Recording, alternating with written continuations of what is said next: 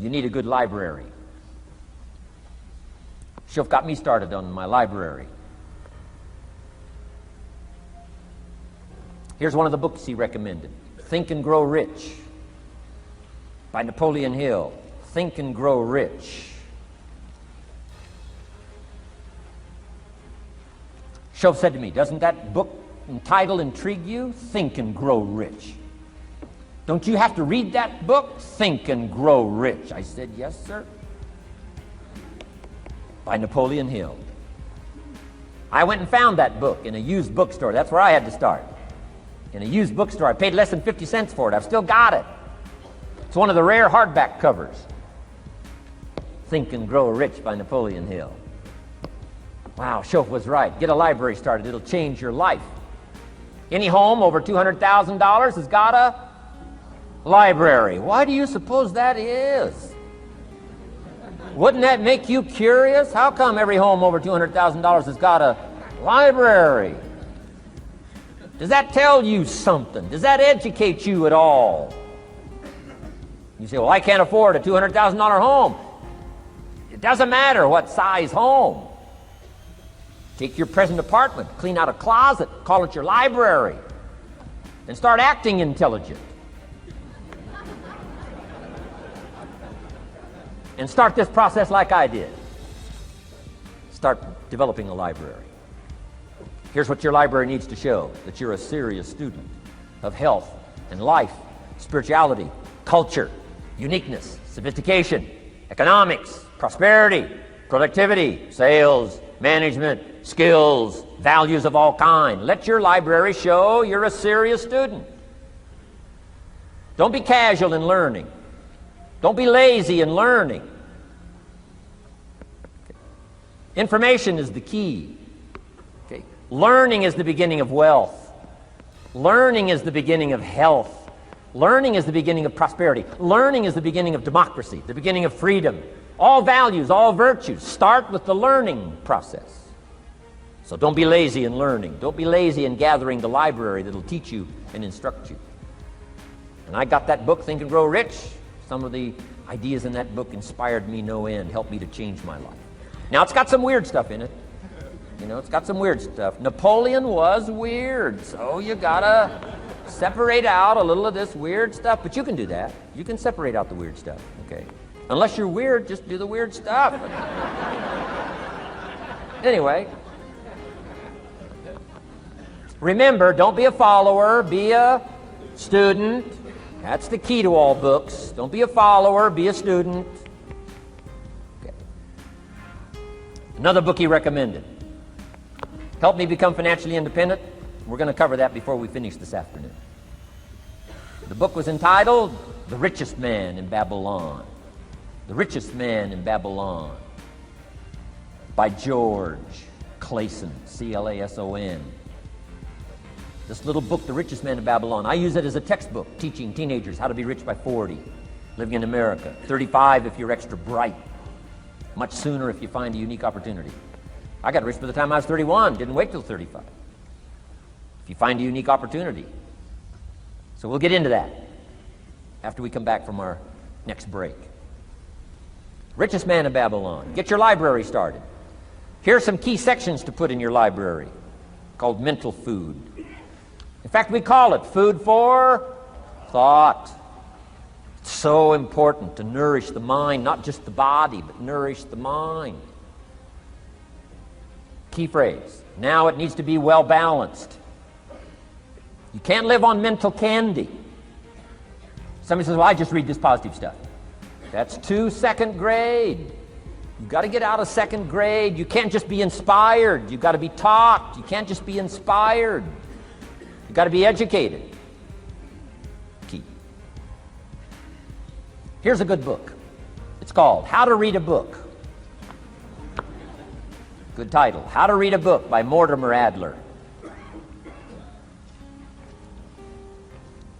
In this book, How to Read a Book, Mortimer, you know, is the chief editor of the new Encyclopedia Britannica.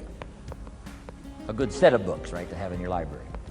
The Encyclopedia Britannica, chief editor. Mortimer Adler, he's in his 80s. He's still active, still writing books. I've got several of his books. The 6 Great Ideas, a lot of books. Mortimer Adler. But he wrote this book, How to Read a Book. Now in this book, How to Read a Book, not only does he give you some good suggestions on how to get the most out of a book. It's one thing to read it, it's another thing to get the best out of it. He'll give you some techniques on how to get the best out of a book. It's very good. But here's what's also in his book, How to Read a Book, a list of what he calls the best writings ever written. The best writings ever written. I've used it as a centerpiece for my library. So I'm just asking you, take a look. If it suits you, fine. If it doesn't suit you, hey, keep looking until you find something to suit you. But well balanced. Let me give you some of that balance. Number one, history.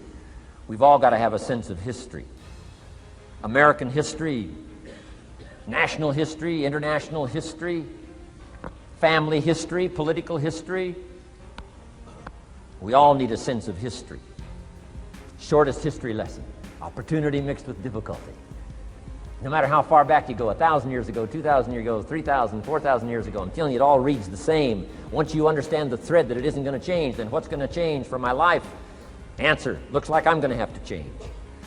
History helps us to understand how it is, what there is to work with, seed, soil, sunshine, rain, and what human beings have done with it in the past.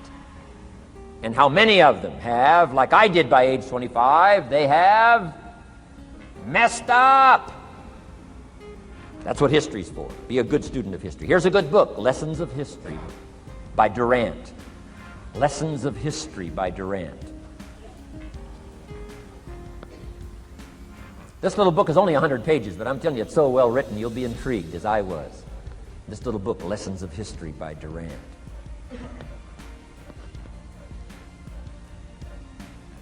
Next is philosophy. Durant also wrote a good book on philosophy.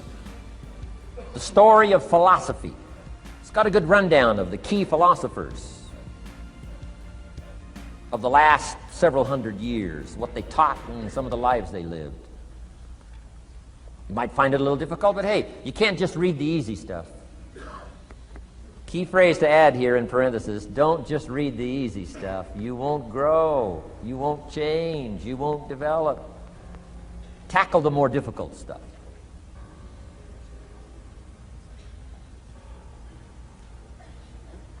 Next, novels. Novels are good. Sometimes an intriguing story keeps our attention so that the author can weave in the philosophy he or she is trying to get across. Ayn Rand was probably better at that than anybody else I could possibly think of. Atlas Shrugged, some of those towering novels. The novel kept us intrigued, but guess what she was doing all the time? Feeding us her philosophy, feeding us her philosophy. Now, whether you agreed with her philosophy or not, you had to admit she was really good at getting it out there, weaving it through the story, in the dialogue and in the speeches and in the text. Fabulous. Novels. Novels are good. Now, here's a little personal advice. Skip the trash. I mean, you know. Someone says, well, sometimes you can find something valuable in a trashy novel. I wouldn't go through it to find it. You can find a crust of bread in a garbage can, but I wouldn't go through it. Number one, you don't need the reputation. So, not enough time to read the brilliant stuff, the good stuff. Skip the trash, really. My personal advice on personal development, becoming more valuable than you are. Next is biographies and autobiographies, the stories of successful people, unsuccessful people. There's some dramatic stuff, right? Over the last 100 years, it's been written, biographies and autobiographies. Here's one of the best, the Bible. The Bible is a unique book because it's got a list of human stories on one side of the ledger, another list of human stories on the other side of the ledger. One's called examples, and the other's called warnings. And here's what we've got to have on biographies and autobiographies, both warnings and examples. In the Bible, the examples. The Bible says, look at these people's lives, follow them. Follow their philosophy, follow their advice. Then we got the warnings, right? Don't do what these people did. They messed up their life and threw their life away. Vitally important, both sides of the scenario. Now, if your life story ever gets in one of those books, make sure they use it as an example, not a warning.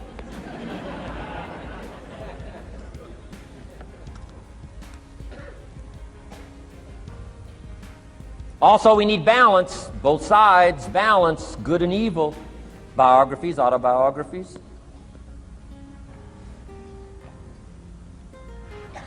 You need a book on Gandhi. You need a book on Hitler. One to illustrate how high a human being can go, and the other one to illustrate what? How low and despicable a human being can become. We need both sides of the scenario. Next, accounting. Got to have a little, at least primary view of accounting. Kids have got to start learning the difference between a debit and a credit.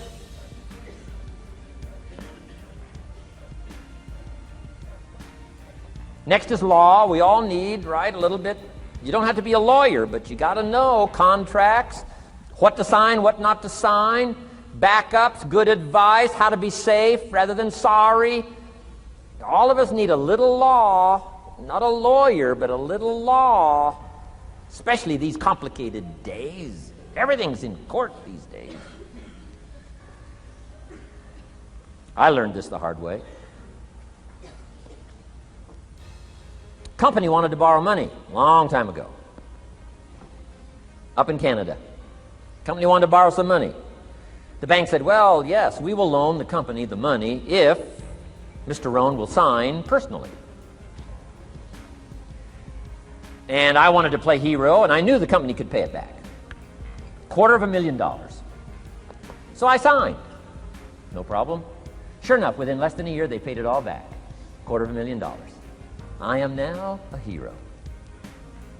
Well, about a year later, this company gets in financial trouble. They go back to the bank and borrow this $250,000 again. I said, I hope my phone doesn't ring because I won't sign the note this time. Because I knew they were in trouble. I knew they were probably going to go bankrupt. My phone never rang. I'm off the hook. Sure enough, within less than a year, the company goes bankrupt. Can't pay.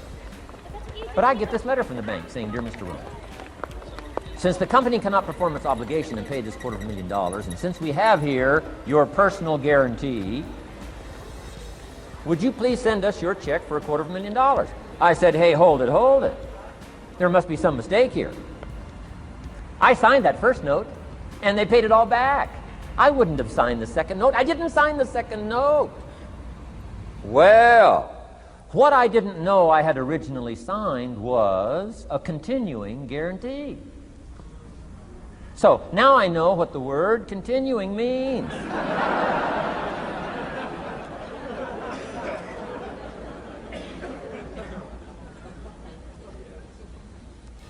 I'm asking you to study a little law, know what to sign, know how to defend yourself, right? Say, hey, we'll get back. Don't sign too quickly. I mean, there's all kinds of things here. Be a student. Don't be lazy in learning. How to defend as well as nourish. How to grow as well as take care of your enemies. You've got to learn. Let your library indicate that you're a serious student about personal relationships with your family, gifts and skills, economics, and all the rest.